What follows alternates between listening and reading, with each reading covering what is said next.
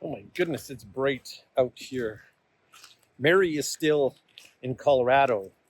She went back to deal with, getting some stuff wrapped up as far as her old life is concerned. She's got all sorts of household goods and memories and things in storage units. So she went back.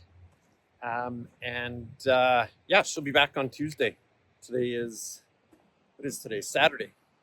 And so I just figured I'd take the bike and come down to the beach, go for a little walk. I know she'd want to be here. Mary loves beach combing, and this is a great beach to beach comb on, just miles. And of course, at low tide, you can get out here quite a ways right here. The one thing that I'm super interested in that I have to figure out is shellfish. As I'm walking here, you can just tell this is prime shellfish location. Here, I'll show you. I mean, number one, there's just shells everywhere, right? But the other thing is, I think all these holes, from what I've gathered, those holes are indications of various shellfish. I mean, at least from what I've seen in videos of people harvesting shellfish. So, I mean, there's a lot of education that goes on there. But the thing that I do notice around here is there's signs on every beach that I've been to so far that says, shellfish area closed due to poisoning or pollution or whatever. It's so disheartening to be in a place so beautiful and here in Canada and have these signs up everywhere. And I don't know. I mean, I get conflicting reports that it's due to, sewage and just various pollution that comes from these, thickly or densely inhabited areas, or if it's naturally occurring. I don't know. Either way is probably not great, right? I know that they complain a lot around here about, algae blooms due to the water heating up. And so I guess that's a function of a warmer climate, right? But anyways, I find that interesting. It would be neat to figure out a place to go to harvest food. That little guy didn't make it. Or at least to harvest more food. You know what I mean, right? Like, there's plenty of fish in the ocean. And that's true. But to get them, you need a boat. And we've got the sailboat, and we can sail out there and do some fishing, and I do want to do that. But it's just kind of neat to figure out some of these wild food options that might occur, with less effort, right? Like walking the beach and finding something to eat. That would be neat. Or fishing from shore. That would be neat. So I'm going to explore that a little bit this summer. Ways to accomplish, seafood without a boat. I think that's a valuable, expensive time. Just oysters.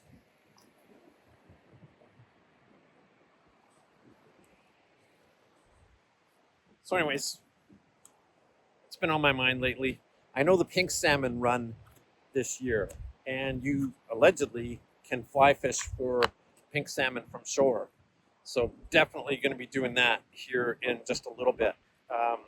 So I'm doing my research on where to go to do that. I talked to my Uncle Bud, who lives down near Souk, and there's a few streams and rivers that come into the ocean from there where the pink salmon congregate.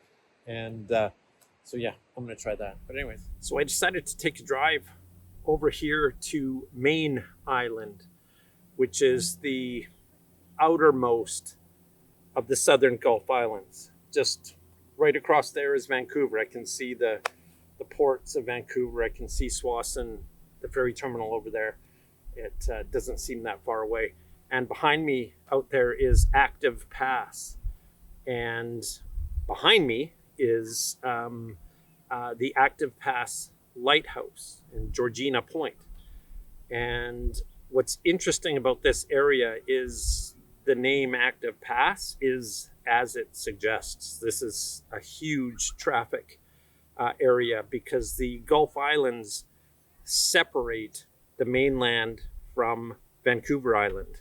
And there's only a couple of places where you can get through them, this being one of them. It's also very narrow, and it creates these huge currents when the tides come in and out. I actually sailed through one of these passes, Porlier Pass, which is further north, when I came across from the mainland last year and got caught in it. That was the time that the forestay blew apart on me. This has been the most harrowing several hours of my life, I think. It just seems like I've done everything wrong today. Got closer to the other side of the channel and decided to hoist the foresail. The forestay snapped. All hell broke loose. I had both sails open. The forestay snapped. I just thought as quick as I could, spun it into the wind, dropped the sails. Like, it was just sheer panic. The sails sprayed all over the deck. I couldn't film anything. And where the foresail snapped is up at the, or where the foresail snapped is up at the mast. So I just decided to keep going. I mean, I'll go meet Rick and Anna and just try to relax tonight. And then, I don't know. Hard on me. So that was a tense day that day, holy cow. But today is not a tense day. Today is me on the motorbike, just doing a little exploring. And I've always wanted to come to Mayne Island. It is beautiful. This is the first time I've been here, but getting off the ferry with the motorbike and then just driving around, it is old, it is well kept, and it's gorgeous. It is absolutely a place that I would love to spend more time. So the whole point of today was just to explore the island, find out what there is to do and see around here. And then when Mary gets back from Colorado, we'll spend some time. We'll sail over here. We'll spend some time in one of the anchorages. And yeah, we'll just do some exploring, visit the island. Mayne Island.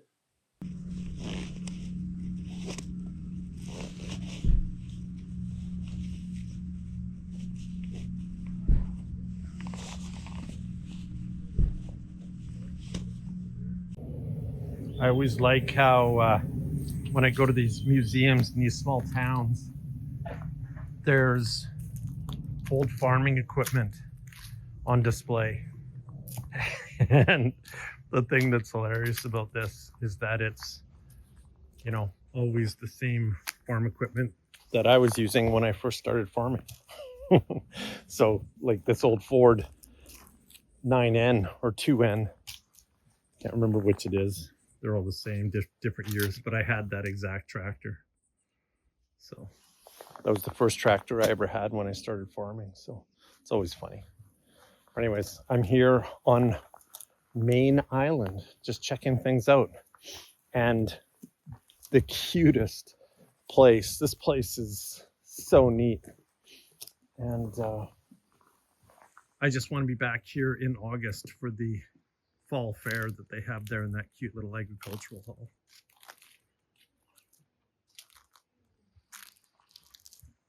Can't wait to be back. This place is so cool. This is the old agricultural fairgrounds and the hall, and a cute little amphitheater here. And then there's the hall itself. And the Mayne Island Fall Fair, Saturday, August 16th. So I know where I will be on Saturday, August 16th. This place is awesome. So I brought... So first of all, what are you showing me this for? I'm showing you gear for the Yukon trip that I schlepped back from Colorado out of my storage locker. And what other trip? It's for the Yukon. Oh, this is for the Yukon trip. Yes. Fly fishing, great. Okay. Yes, and In July. maybe Iceland and Ireland since they rain too. Yeah, can you tell what's going on? You got a lot of traveling going on here. I've got 2 trips coming up. First one is Iceland. Thank you, Lisa. It's a cruise to Iceland, 10 days. We're going to be going ashore, I believe, 3 times. And then a couple days in Ireland because I'm flying into Dublin because that was the best rate. So I figure it's going to be chilly and since I'm always cold, I want to be dry and warm. So this is my Patagonia rain jacket. I've worn this a number of times. I wore this in Alaska and this thing is solid.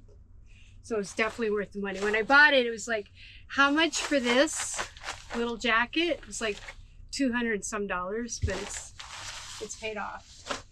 Then I have my Mother Tucker Brewery head warmer, my toque.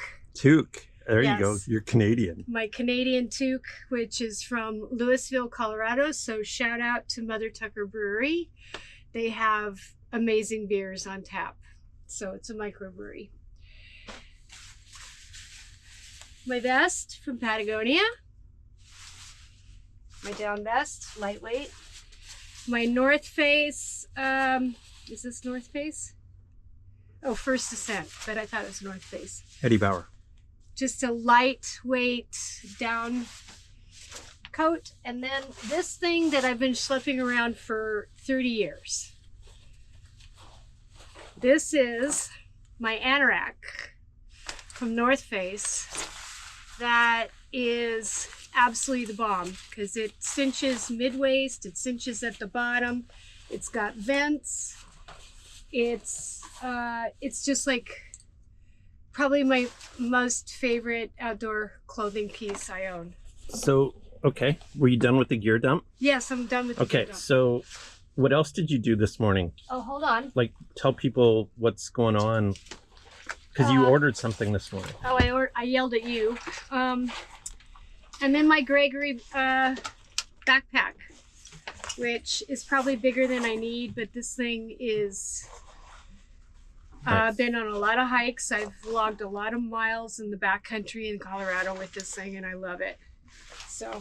Okay, what else? What did you order this morning? I ordered a DJI Osmo Action 4 action camera.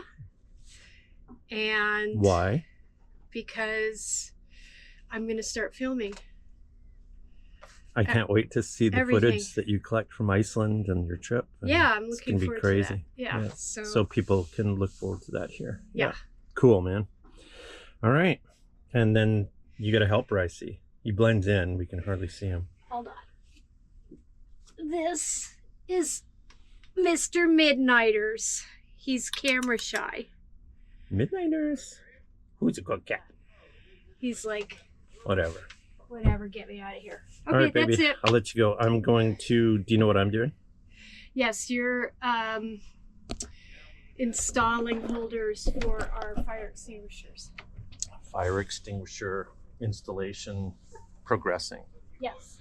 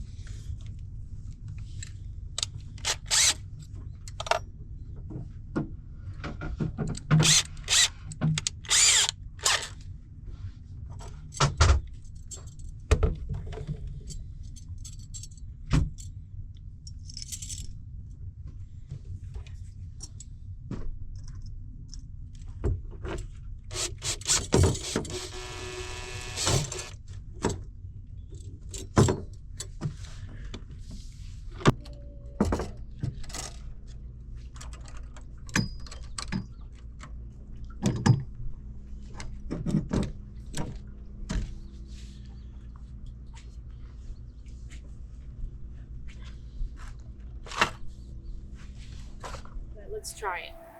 And I'm going to leave.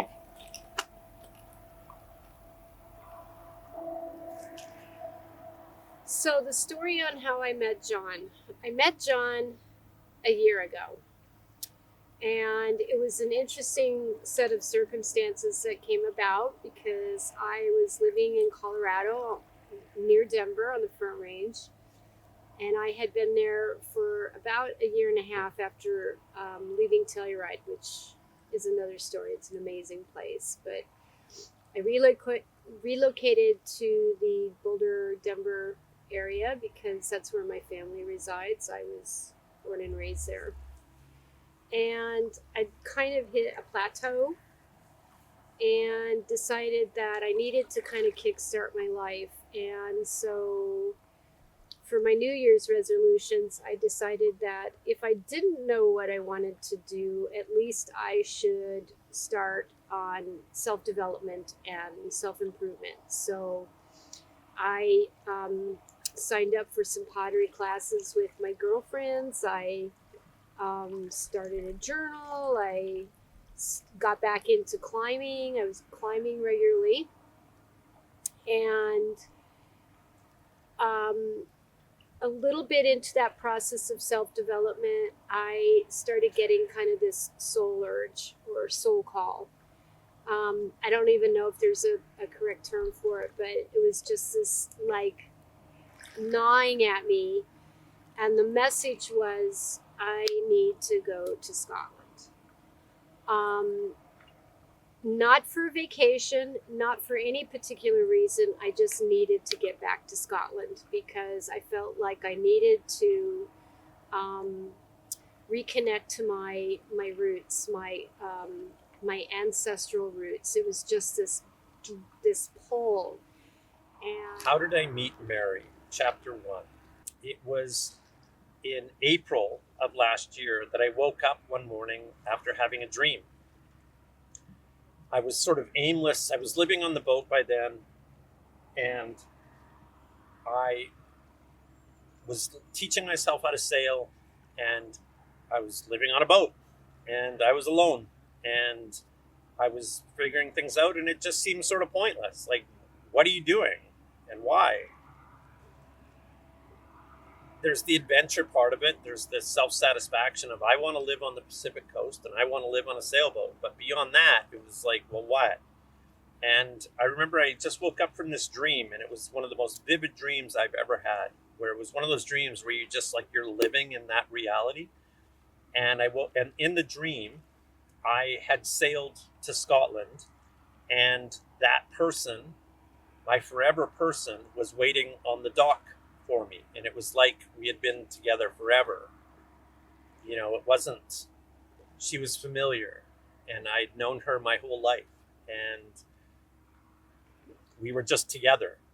And I can see her now. I can see the dream now when I think back on it. And this person was Mary. So I don't know, I thought it was interesting, and I posted it. I made a post on Facebook, and I just said, hey, I've had this most amazing dream. I sailed to Scotland, and I met my forever person. So I've been to Scotland before, but I decided I was going to do this trip different. I didn't really know where I was going, why I was going, what I was going to do. I just knew that Scotland was in the picture.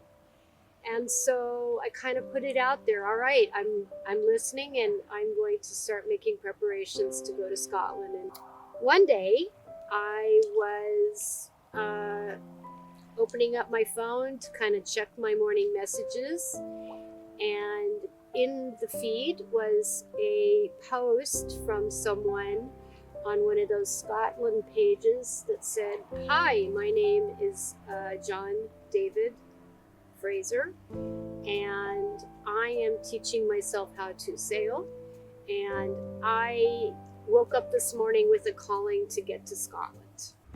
And one of those people was Mary, and she simply said something along the lines of, you remind me of someone I once loved. I wish you luck on your journey, I think is what she said. And that was it. woke up this morning with a calling to get to Scotland, something of that nature. And I'm hoping to find my forever person in the process. And I thought, wow, that's really admirable. That's really brave. That's kind of like what I feel like I'm doing. I need to do it. I don't know what's calling me to do it, but I need to do it. And so I responded, and I basically said, you look like someone I once loved very dearly, which he did. That person is no longer in my life, but and I wish you a safe voyage. And that was that. And within just a matter of like 30 minutes, he responded, and he said, that sounds like a very interesting story, and I'd like to know more. And so, of course, I'm polite, and I went through all the comments, and I responded to people who had left comments. And of course, I clicked on her profile, and I saw pictures of her, and I went, oh my God, that's the person. She's the one that was in my dream. And so I messaged her right away. I didn't just leave a comment. I went to her profile and I left her a message. And then I didn't hear anything back. And I was like, okay, great. I said, I'm an open book. Ask whatever you want, or something to that nature. And then we waited for a response, and there was no response. So I figured he must have gotten busy with all the activity that was going on for that post, and I just kind of forgot about it and got back to my life. And about 30 days later, I was in my Facebook messages because I had listed something on Marketplace, and I noticed that there was a message request, and I was like, huh. And it was a little, I don't know, heartbreak isn't the right word, but it was a little, I felt a little dejected, I guess, about that, but I didn't hear anything back, and I went on about my life. And it was about a month later that all of a sudden I got a message back from Mary. Okay, so I opened it up, and there he was. And he's like, hi, I saw your comment on my post, and I checked out your profile, and I'd just like to get to know a little bit more about you if you're okay with that. And that was the start. We just started talking to each other, and we've said goodnight to each other every night since then. So that was the beginning of our love story and how we got together.